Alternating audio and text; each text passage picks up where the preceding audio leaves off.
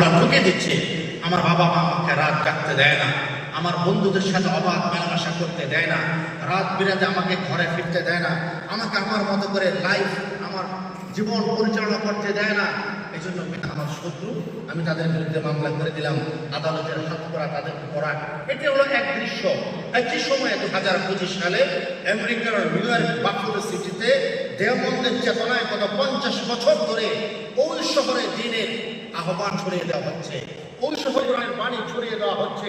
ওই শহরে قال الله تبارك وتعالى وقال رسول الله صلى الله عليه وسلم وبه قال حدثنا ওযুর ফরজ, গোসলের ফরজ, তায়াম্মুম ফরজ, পর্দার ফরজ সেখানে হচ্ছে কোন শহরে? যে শহরকে আমরা নেকেড অথবা মুক্তি। মহতারাম, লম্বা চড়া বক্তব্য আমাদের মাশায়েখরা দিবেন। আমি ওই সকল গার্ডিয়ান যারা মারকাজুল ফুরকানের আজকে তার সন্তানকে আগামী দিনের খালেদ সাইফুল্লাহ ইবি, আগামী দিনের মাসুদ খান, আগামী দিনের হাসান জামিল হিসেবে করে তুলতে চান, আমি আপনাদেরকে বলবো আপনি সঠিক জায়গায় এসেছেন। যদি আপনার সন্তানকে আপনি দিন দিতে না পারেন, আপনার সন্তানকে দিনের আলো দিতে না পারেন, আপনি অপেক্ষা করুন সেই দিনের জন্য যখন সন্তানকে দিনের কথা বলার কারণে আপনার বিরুদ্ধে মামলা হবে। কয়েকদিন আগে আমাদের আজকে যিনি প্রধান অতিথি মাওলানা তারেক মাসুদ হাফিজাহুল্লাহ তাআলা, তার সাথে একটি প্রোগ্রামে যুক্ত হয়েছিল বুয়েটে। প্রথমবারের মতো বুয়েটে যাওয়া, তিতুমির হলে আমাদের মেহমানদারির ব্যবস্থা করা হয়েছিল। বুয়েট ঘুরে যতগুলি ছেলে আমাদের আশেপাশে ছিল, হল ভর্তি দর্শক ছিল, আমার প্রত্যেকটা ছেলেকে যেটা মনে হয়েছে, এটাকে আপনারা ইংরেজিতে বলেন ইনোসেন্ট ফেস। প্রত্যেকটা ছেলেকে দেখে আমার কাছে ইনোসেন্ট মনে হয়েছে। আমার কাছে মনে হয়েছে বুয়েটের মতো প্রযুক্তি, কেবল আপনার ইঞ্জিনিয়ারিং যেখানে শেখানো হয়, প্রকৌশল যেখানে বিদ্যা যেখানে শেখানো হয়, সেখানে অধিকাংশ ছেলেকে দেখলাম তাদের প্রধান নিচে অল্প অল্প করে দাঁড়িয়ে বাজাচ্ছে। কারো মাথায় টুপি আছে, কারো মাথায় টুপি নেই, কিন্তু চেহারার দিকে তাকালে বোঝা যায় এই ছেলেটা কোনোদিন তার দাঁড়িয়ে ফুল লাগায়নি। মহতারাম, যদি দিন থাকে আপনার ছেলে বুয়েটে গেল কামিয়াব, যদি দিন থাকে আপনার ছেলে রাজশাহী গেলেও কামিয়াব, যদি দিন থাকে আপনার ছেলে ঢাবিতে গেলেও কামিয়াব। ক্ষমা করবেন আমাকে, যদি দিন না থাকে আপনার মসজিদের পাশের 5 তলা বিল্ডিং এর ফ্ল্যাটে থাকবে আপনি কামিয়াব। এই জন্য সমাজ ততদিন পর্যন্ত আলোকঞ্চল থাকবে যতদিন পর্যন্ত মারকাজুল ফুরকানের মতো শিক্ষা পরিবারগুলো প্রত্যেকটা ঘরে ঘরে দিনের আলোকে তারা ছড়িয়ে দেবেন।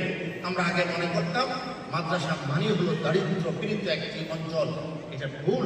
আপনারা দেখেছেন বাংলাদেশের মূল ধারার কওমি ধারা একটি প্রতিষ্ঠান আজকে বাংলাদেশের সবচেয়ে ব্যয়বহুল ইভেন্ট যেখানে অনুষ্ঠিত হয় চীন মন্ত্রী সম্মেলন কেন্দ্রে, তারা যে প্রোগ্রামটা করেছেন এর হল ভাড়াই প্রায় 10 লাখ টাকার কাছাকাছি। তারা এই কথা প্রমাণ করেছেন দিন সকলের জন্য, সবাই দিন শিখবে। আমি আমার বন্ধু আজকের অনুষ্ঠানের প্রধান আয়োজক আমার ভাই, তার যিনি আজকে সবচেয়ে বেশি ত্যাগ আর কোরবানি দিয়েছেন, তার একটি কথা বলে শেষ করবো।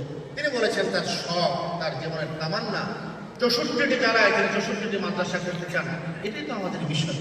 আমাদের হাফিজ জসুর রাহিমাহুল্লাহ তাআলা বলেছেন 56,000 বর্গ মাইলে আমি প্রত্যেকটা গ্রামে, প্রত্যেকটা মহল্লায় 68,000 গ্রামে 68,000 মক্তব প্রতিষ্ঠা করতে চাই।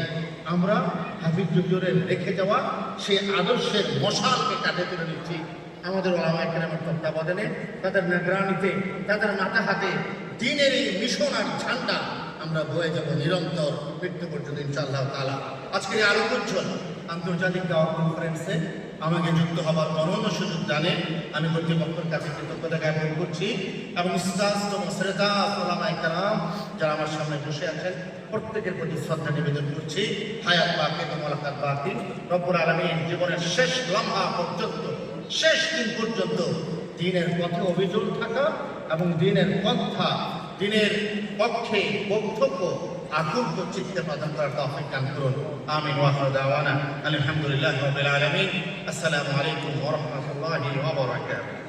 অসংখ্য ধন্যবাদ মাওলানা গাজী সানাউল্লাহ রহমানী হাফিজাহুল্লাহকে, চমৎকার বক্তব্য প্রদান করেছেন।